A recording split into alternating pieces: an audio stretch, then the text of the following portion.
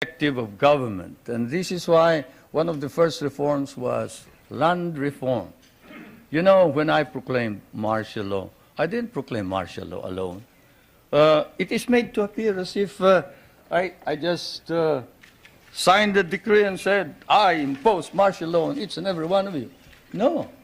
I asked the legislature to please pass a law proclaiming martial law because there was anarchy in the country. Now, let me say this. The opposition was strong.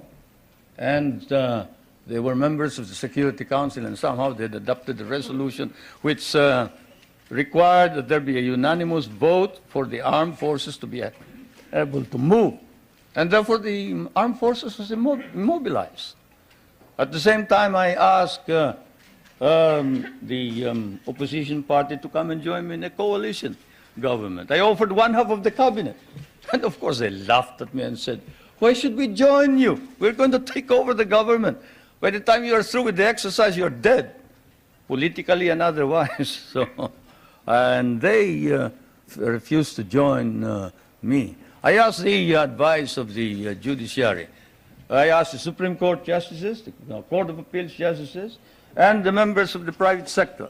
And all of them told me there's only one man who can proclaim martial law, and that is the president. And you are it. You are the only one who can proclaim martial law.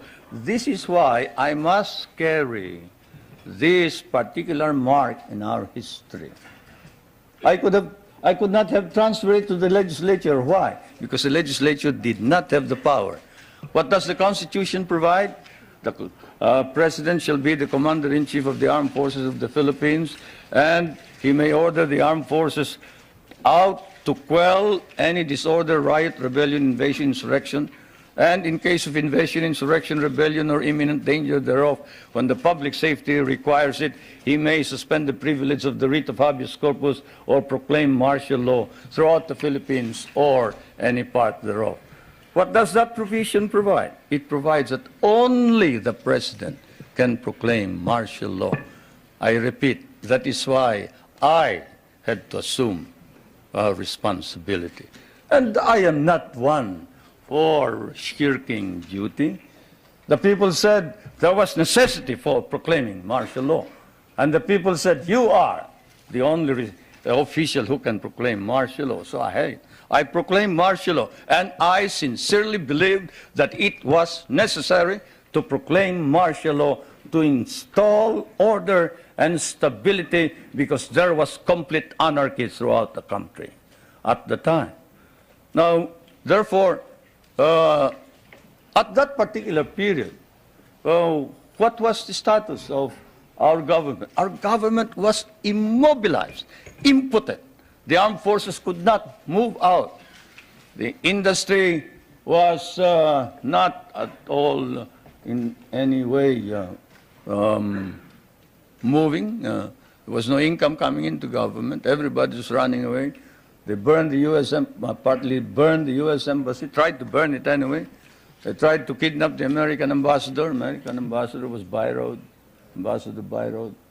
And they tried to kidnap our foreign minister, Romulo, whom you just saw today.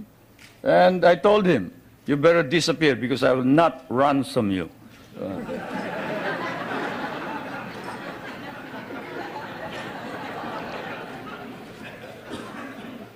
But whatever it is, they burned the Manila International Airport, they bombed the Supreme Court, they bombed the Constitutional Convention, they bombed the City Hall, they burned part of Malacanang Palace, they attempted to kidnap my children, they attempted to kill the President 8 times. There was, of course, an attempted assassination against the First Lady. You all know about that. And this required that I immediately act on it, and so I did.